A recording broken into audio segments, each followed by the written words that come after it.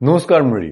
मी मिलिंद श्रीकांत देवगावकर निश्चिंतच्या यूट्यूबवरील या 11व्या भागात तुम्हा सर्वांचे स्वागत करतो. मंडळी, गेल्या काही भागांपासून मी तुम्हाला काही गोष्टी सांगत आलेलो आहे. त्या ज्या गोष्टी ज्या होत्या त्या म्हणजे मी अनुभवलेले प्रसंग होते. आजही एक छोटीशी गोष्ट आहे. गोष्ट म्हणा किंवा एक काल्पनिक कथा आहे. एक नियम आहे. एक नियमाच्या भोवती मी ती कथा गुंफलेली आहे आणि या कथेचे प्रेरणास्थान आहेत डॉक्टर जयंत नारळीकर. आणि ह्या काल्पनिक कथेला मी नाव दिलंय हरवलेला माणूस. दारावरची बेल वाजली. मिहीरने हातातील कॉफीचं मग बाजूला ठेवला आणि पेपरचं भेंडोळं उचललं. त्यातून एक लिफलेट खाली पडलं. Golden voyage, a plan for newly married couple. Mihir वाचू लागला. वाचता वाचता त्याला आठवलं त्याचा इन्शुरन्सचा प्रीमियम भरायचा बाकी आहे. ते लगोलग लॉग इन करायला घेतलं. पण त्याच्या नजरेसमोर प्राजक्ताचा चेहरा काही हलेना. बँडवर पाश्चात्य संगीताची सुरावट वाजत होती. निमित्त होते लेफ्टनंट कर्नल वैद्य यांचा वाढदिवस.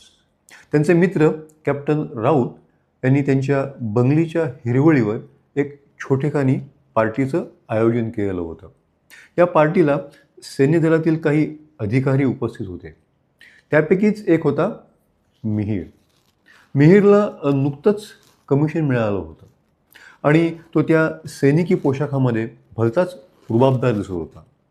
हातामध्ये रमचा ग्लास घेऊन त्याचे निळेशार डोळे आजूबाजूचा आसमंत निहाळत होते. वेलकम मिहीर असा खणखणीत आवाज आणि पाठीवर थाप दोन्ही एकदमच मिहीरवर येऊन आदळले.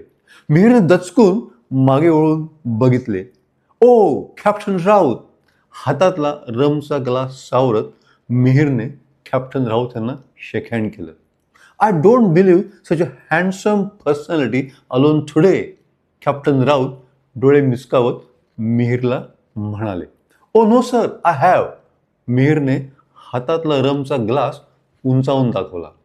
तेवढ्यात मागूनही चिअर्स असा आवाज आला आणि मेजर खरे त्यांच्या कुटुंबियांसमोर पार्टीत जॉईन झाले. वेलकम मेजर खरे.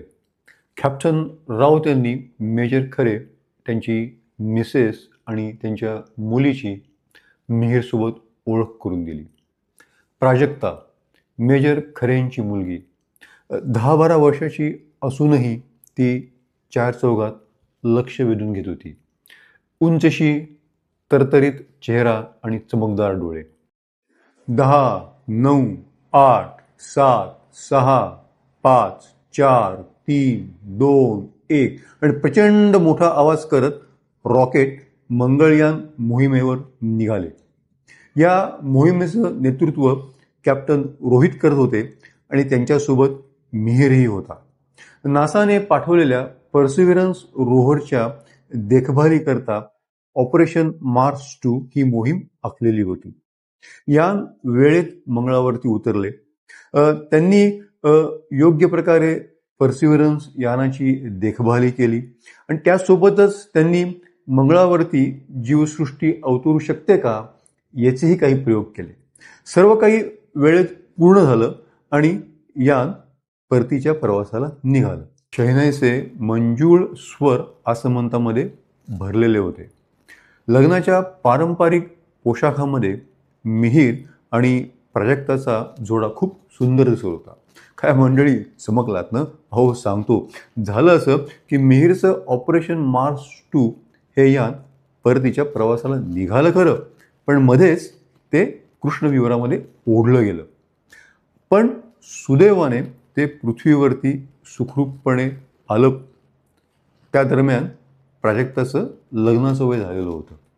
म्हणजे पृथ्वीवरील कालगणनेनुसार मिहीर कृष्णविवरामध्ये 15 ते 16 वर्ष अडकलेला होता.